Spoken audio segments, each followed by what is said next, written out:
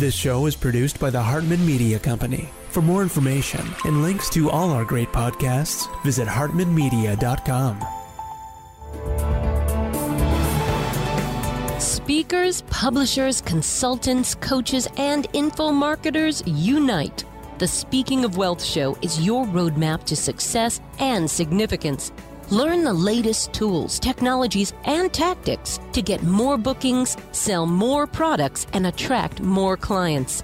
If you're looking to increase your direct response sales, create a big-time personal brand, and become the go-to guru, the Speaking of Wealth Show is for you. Here's your host, Jason Hartman. Welcome to the show. This is Jason Hartman, your host, and every 10th episode, we do something kind of special, kind of different. What we do is we go off topic. So regardless of which show it is on the Hartman Media Network, whether it be one of the financial shows, economics, real estate investing, travel, longevity, all of the other topics that we have, every 10th episode, we go off topic and we explore something of general interest, something of general life success value. And so many of our listeners around the world in 164 countries have absolutely loved our 10th episode shows. So that's what we're going to do today. And let's go ahead and get to our guest with a special 10th episode show. And of course, on the next episode, we'll be back to our regular programming. Here we go. It's my pleasure to welcome Tal Ben-Shahar. He is the co-founder of the Happiness Studies Academy and Potential Life, the New York Times bestseller of Happier, Learn the Secrets to Daily Joy and Lasting Fulfillment, and Choose the Life You Want, 101 Ways to Create Your Own Road to Happiness, and his newest book, Shortcuts to Happiness, Life-Changing Lessons from My Barber. Tal, welcome. How are you? I'm doing very well, thank you. Good. It's good to have you on. So here is a subject with talk about broad, wide-ranging appeal, right? Who doesn't want to be happier, right? You actually participate in I think it's called the Happiness Summit. This is something, I believe, sponsored by the United Nations. And this is where we see all those rankings of the world's happiest countries, right? Yeah, so the United Nations for the past few years has looked into the happiest nations in the world. The findings are quite interesting. We don't find the countries we expect to be at the top there. So countries that regularly appear at the top are Denmark, Norway, and then Colombia and Israel and Costa Rica. And the interesting question is always why? Why these countries and not the wealthiest countries in the world? And I totally get that they're not the wealthiest. But before we address why are these the happiest, I'd like to know how they rate such a thing. I mean, it's a soft subject, right? It is. No, that's a very good and important question. If you'd asked me this question 30 years ago, I would have had problems responding. Today, though, we have very good measures of happiness, some of them objective measures. We look at people's brains, we scan them, we know what a happy brain looks like, we know what a compassionate or a depressed brain looks like. While we mostly still today use questionnaires, there is a significant overlap, correlation between or among the different measures, the direct brain measures, other physiological measures, as well as the self-reports. And you're talking about fMRIs, functional magnetic resonance imaging, exactly. Right? MRIs or fMRIs, PET scans, EEGs, they can all give us a hint. And what's very important when you do research is to use different methods, whether it's direct brain scans, whether it's self-report, whether it's other people reporting about levels of happiness. Mm-hmm. How do you know what a happy brain is from a scan? How can a scan tell you that? Is it like a questionnaire and then the person gets into the machine and then you scan them and say, okay, this person says they're happy and that's what how their scan looks. Is that what they do? Yes, you could do that. However, the way people measure happiness levels is they look at what areas of the brain are more active. So, for example, we know that people with more activation, neural activation, that is, in the left prefrontal cortex, that's just the front side of your brain, they tend to be happier. People with more activation on the right, they actually tend towards depression. That's interesting. So what is activation? Does it just mean keeping oneself busy and engaged in life, or does it mean something else? No, it means that this place is working, that the neurons there are firing. So, just like you have, you work at something, neurons are also working. They're either on or off. And if particular neurons, particular area in the brain are working, well, that means you're happier or less happy, or experiencing empathy or sadness. Okay, all right, go ahead. So the interesting thing about the finding about national levels of happiness is that there's only one thing that predicts happiness levels on a national level, and that is relationships.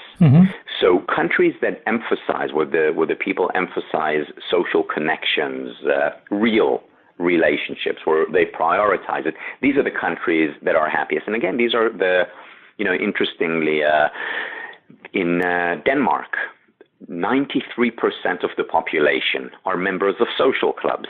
This is active members, could be in their church or sailing club or mahjong club. It actually doesn't matter, but they're active members. In countries like Israel and Colombia, countries you wouldn't expect people to be happy with, all given the political issues that these countries have had to endure. In these countries, friendships and family relationships are very important, are central to the ethos. And that's why they're among the happiest countries in the world consistently. In contrast, countries like the United States or the UK, Germany, Singapore, Korea are far from being at the top of the ranking, because relationships very often are taking a back seat to other pursuits. Yeah. So are they taking a back seat to capitalism then? Not specifically to capitalism, specifically to success. And, people don't realize, unfortunately, that it is possible to have the best of both worlds. So to cultivate relationships and to be successful. In fact, in the long term, if you do focus on relationships, you will have more fuel, more energy for the road ahead. Right. And those relationships also, from maybe a business perspective, represent networking and connections. And maybe they can turn out to do something for you in your career as well. But hey, I guess maybe to broach this subject, everybody needs to get rich enough and successful enough to be able to afford to join a country club, and then they'll be happy, right? Well, that's one way of looking at it. However, you don't need to be member of the most expensive country club. Right. Just having a nice dinner at your local diner with friends or at home, that generates just as much of what I've come to call the ultimate currency, which is the currency of happiness. Sure. Okay. So actually taking time for connection, drill down on that. There's got to be more to it, right? It's not just about connecting and having relationships. I mean, what else? Yeah, before I drill down, if I can go, from national level to individual level. Absolutely, so, Harvard conducted, by now, a famous study over a period of 75 years where they followed their graduates as well as community members for 75 years. For most of them, it was their entire life. And they collected literally millions of data points. And what they found was that the best predictor of both happiness as well as health, in other words, both mental and physical health, number one predictor, relationships. Now, the interesting thing about this, and this is where we can dig a little bit deeper, the interesting thing was that it didn't matter what kind of relationships, meaning for some of them it was a romantic partner whom they spent their life with. For others it was, family. For others it was close friends. For others it was business relationships.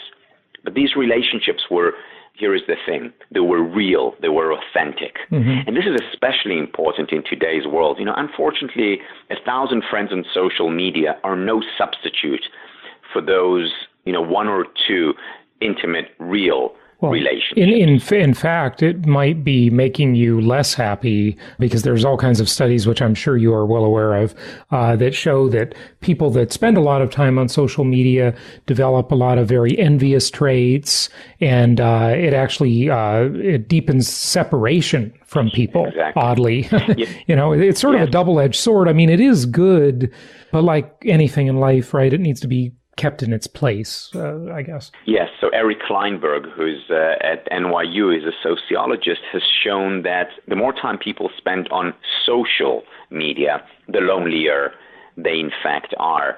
So that's one area, as you point out, that leads to unhappiness. The second element that you also point to is the social comparison. Mm-hmm. What do we see on social media? We see everyone being perfectly happy, right? With perfect job, perfect family, perfect vacation, perfect life, and we compare ourselves to it, and we fall short of that.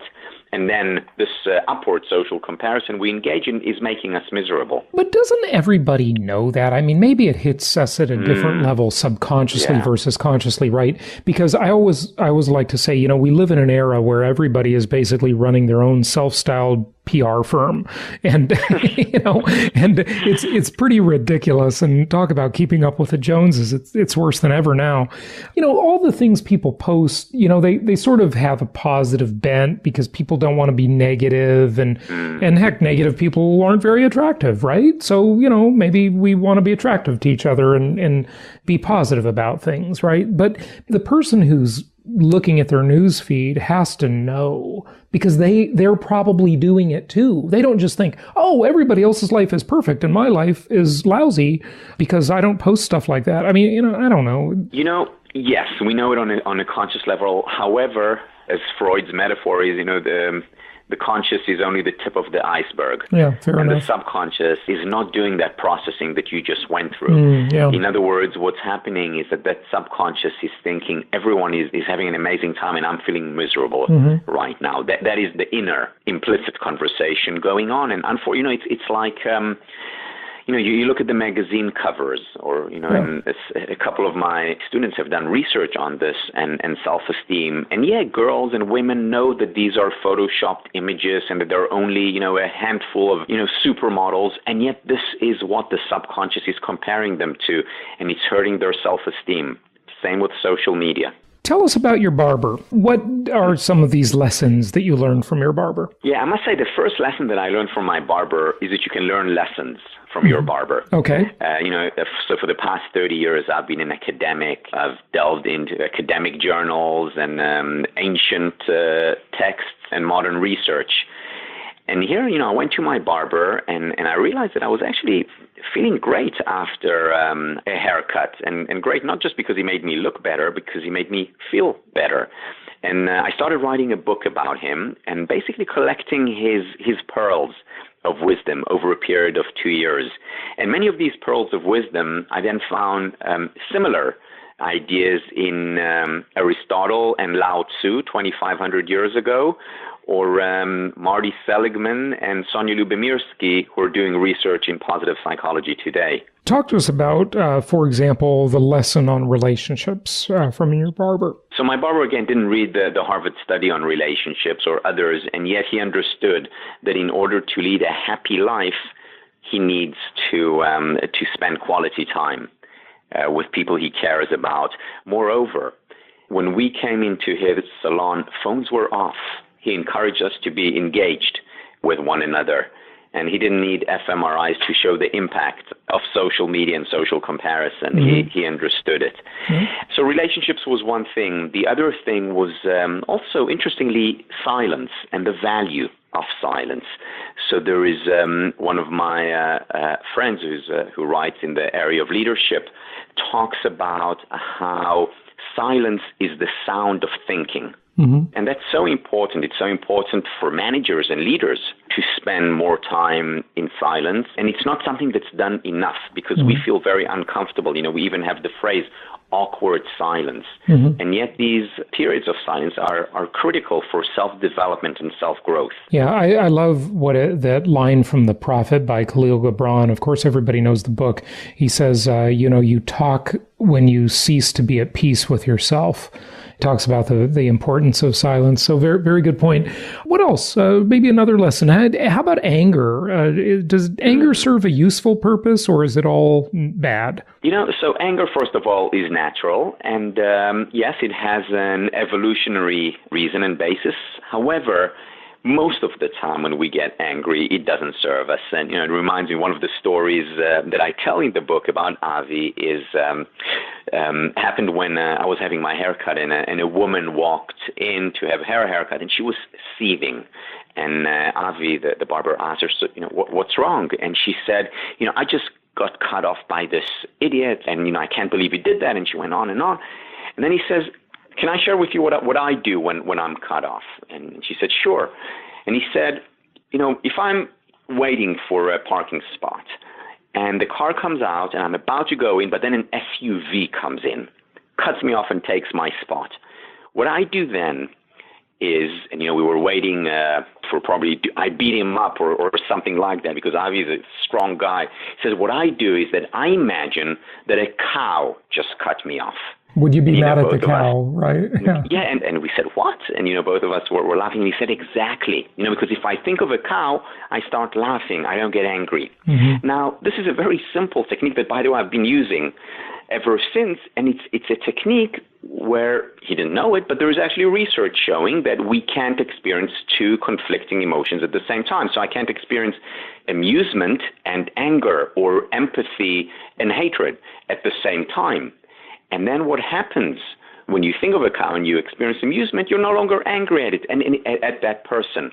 And it's not worth being angry at the person. And we can use this in a work situation when we're with a client who's upsetting us, or we can use it with our children when they upset us or our partner. So it's a very simple and useful technique. Think of a cow cutting you off. Yeah, okay, right. Well, just the other day last week, a giant, and I mean giant, and forgive me if I get it wrong, but I guess it was an iguana. I don't know, this huge prehistoric looking creature cut me off on the road, and I had to wait for it to walk by, and it was a scary, ugly looking creature. But, I took a picture of it and thought, ooh, and I moved on. I didn't get mad. If that was a person, I might have, I admit, I was in a rush when it happened. And, I'm in Florida, so we have that kind of thing down here. And I would have probably, if nothing else, sort of slapped my hand on the steering wheel. Like, what is this guy doing? So yeah, that's a good point. The cow is a good one.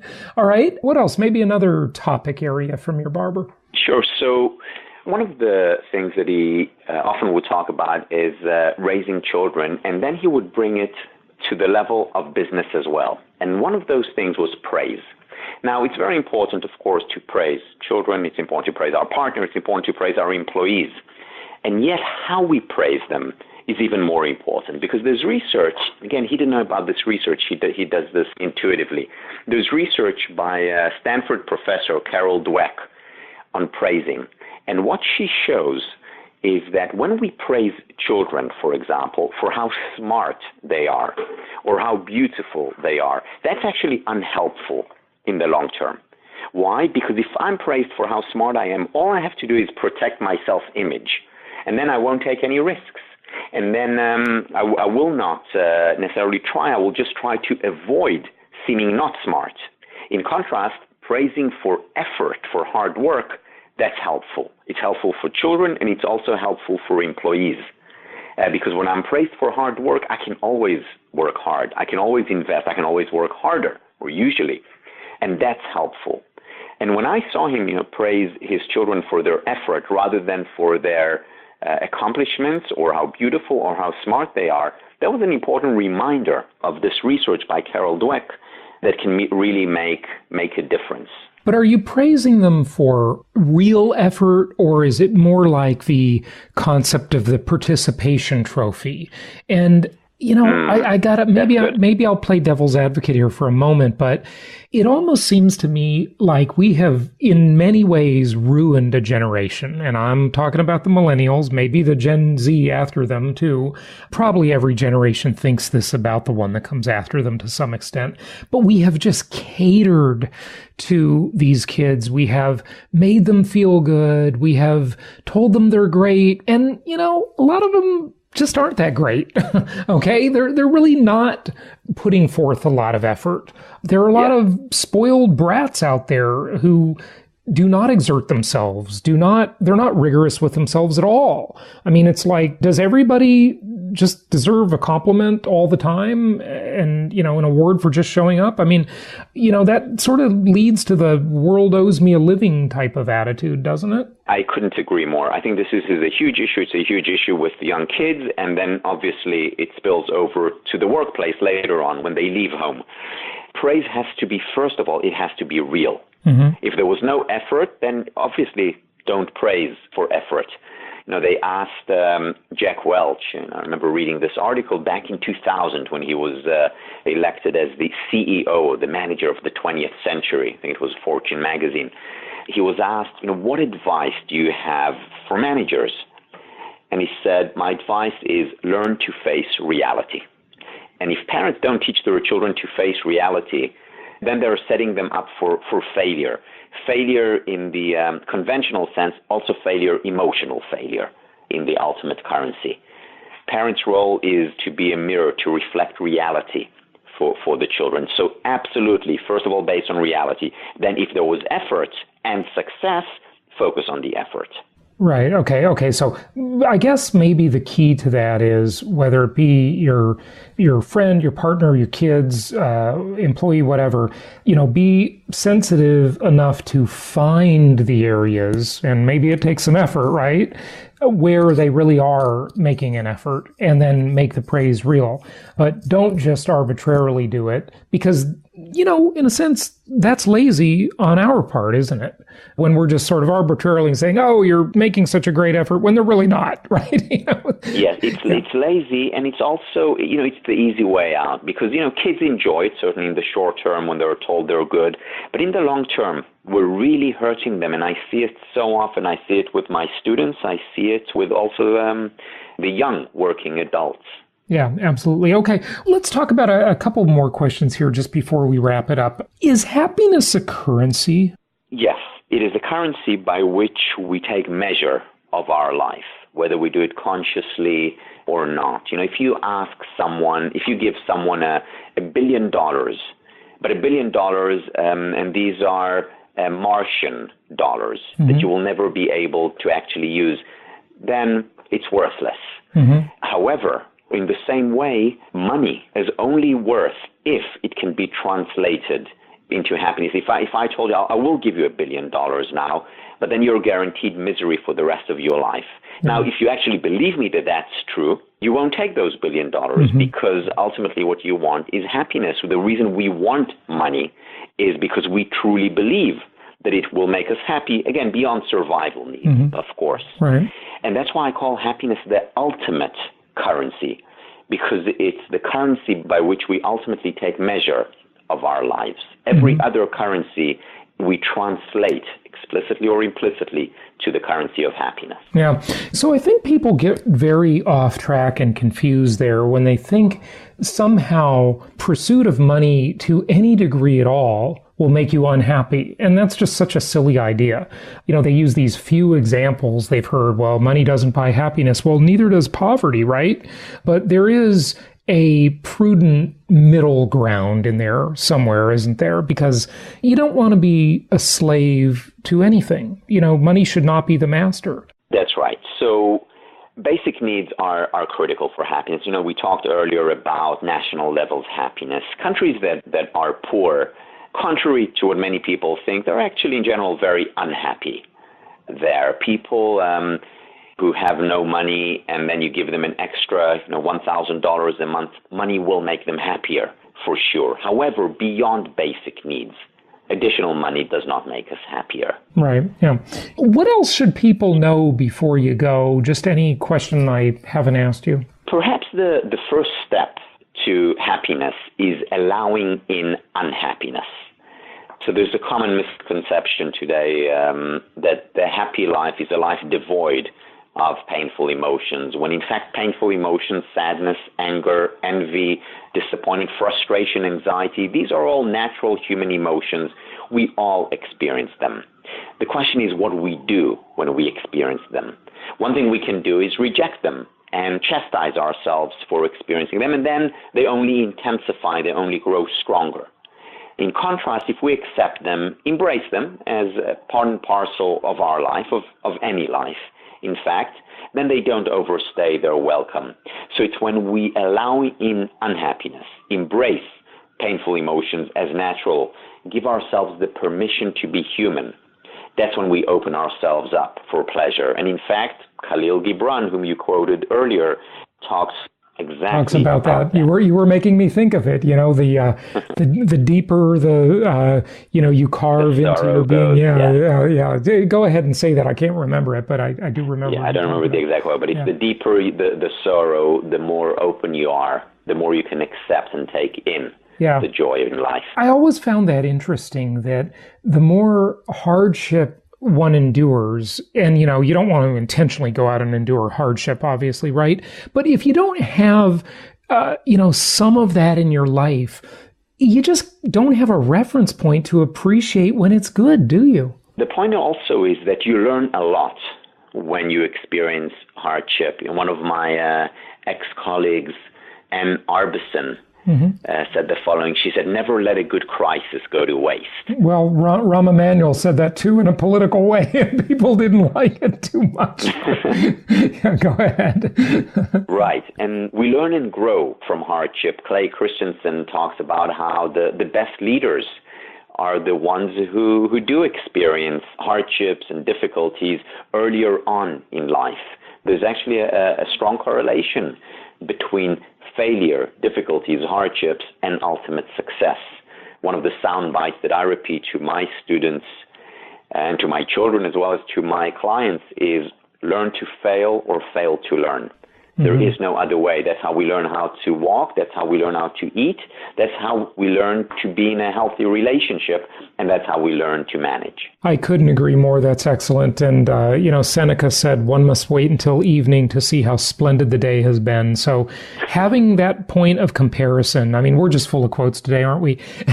Having that point of comparison is very important. Give out your website and wrap it up for us. Yes, so my website is Tal Ben-Shahar. That's TalBenshahar.com. And there you can find links to my books on leadership, on happiness, as well as links to my online classes. Fantastic. Tal, thank you so much for joining us. Thank you very much. Thank you so much for listening. Please be sure to subscribe so that you don't miss any episodes. Be sure to check out the show's specific website and our general website, hartmanmedia.com, for appropriate disclaimers and terms of service. Remember that guest opinions are their own, and if you require specific legal or tax advice or advice in any other specialized area, please consult an appropriate professional. And we also very much appreciate you reviewing the show. Please go to iTunes or Stitcher Radio or whatever platform you're using and write a review for the show. We would very much appreciate that. And be sure to make it official and subscribe so you do not miss any episodes. We look forward to seeing you on the next episode.